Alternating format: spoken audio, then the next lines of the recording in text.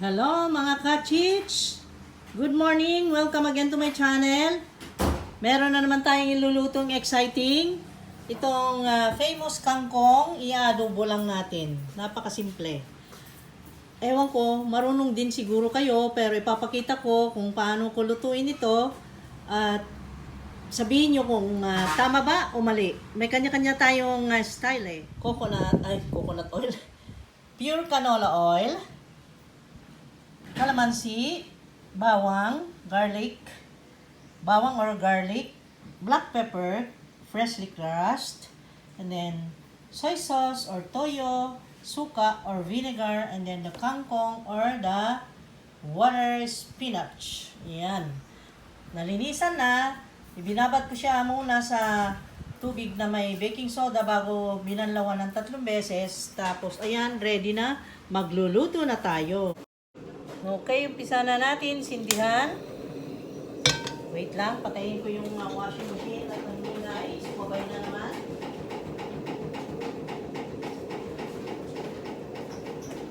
Okay.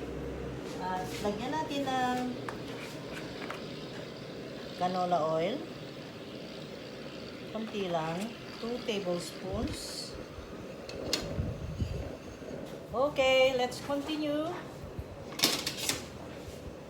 Lagay ang bawang. Ayan. Bango ng bawang, umalimuyak. Ang bango ng bawang dito sa kusina. Tanggalin yung pinagkainan yan. Nakikita sa kamo. Umahalimuyak na naman ang bawang sa kusina. Pag nandito ako talagang nangangamoy ang kitchen. Talagang ganun ang mangyayari sa kitchen pag nandyan ako. Ayan. Oh, so nag-golden brown na. Anong sunod? Guess what? What? Watawat. Andito na yung kangkong. Nakasais lang ta. Kangkong. Ayan, kangkong. Kangkong. Ganyan ba kayo mag-adobo, guys? Please share your idea in cooking kangkong na adobo. Adobong kangkong. Okay? Ganito lang. Simple lang. Very simple, but ito ay masustansya. Mura na at masustansya. Kaya yung mga nagtitipid dyan na sabi nako, ang hirap ng buhay. Walang maulam. Bakit ganito ang buhay namin? Miserable. Hindi ka nagluluto ng kangkong eh. Ayan o. Masarap yan. Oh. Ano ka? Nagdrama ka, men. May dalang drama itong kangkong ko. Ang kangkong na madrama. Okay?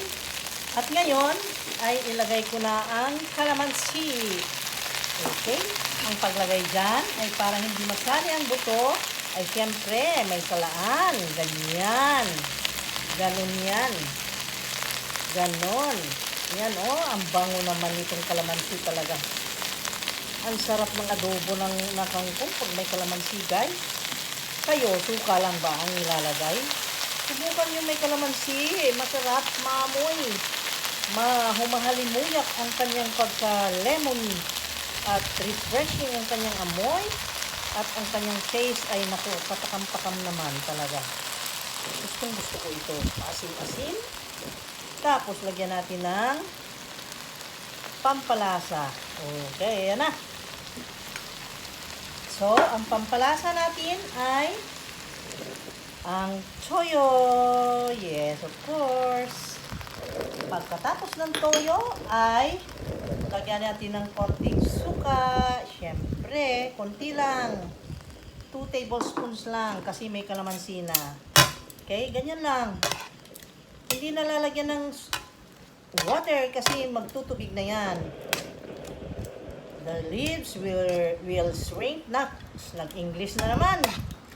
Huwag lang magkulot ng noo pag nag-English ang Pilipino. Ang mga Pilipino ang nabansagang magaling mag-English. Kahit saan sila ilagay ay magagaling mag-English. Kaya huwag kayong mag-wonder kung ang Pilipino ay isang nag-Englishera. Dahil Ang ibig sabihin niyan, ang kapwa nating mga Pinoy, ang lahi natin ay magagaling mag-English talaga. Kaya be proud of it. Hindi tayo magalit na kesyo nag-English yung ating kapwa, di ba? So, kahit kangkong ang kinakain natin, marunong tayong mag-English, di ba? Ayan o. So, kalma na. At yan, naluluto na. Ilagay ko na yung paminta. Okay? Konting paminta. At maluluto na. I-simmer ko lang siya ng 2 minutes. Okay? 2 minutes na. Tingnan natin kung anong nangyari. Oh, luto na siya.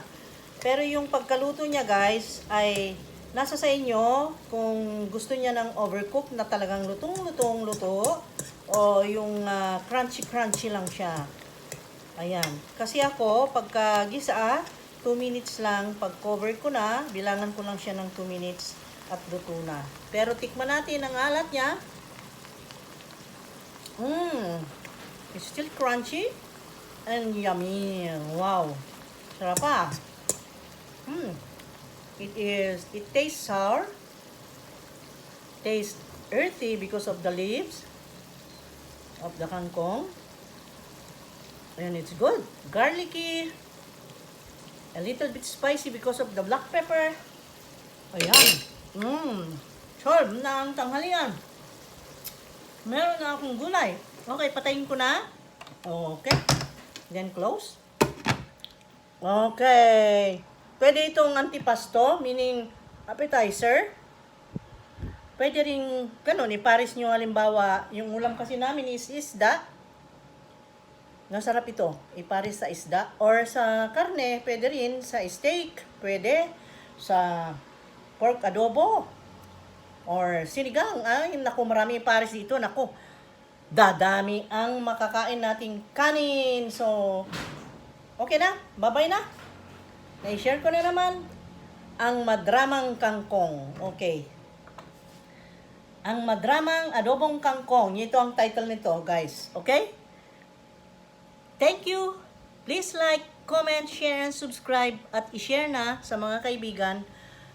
Ay, magluto na kayo nito. Oh, very easy ito at ang dali-dali. Very quick and easy cooking of adobong kangkong talaga.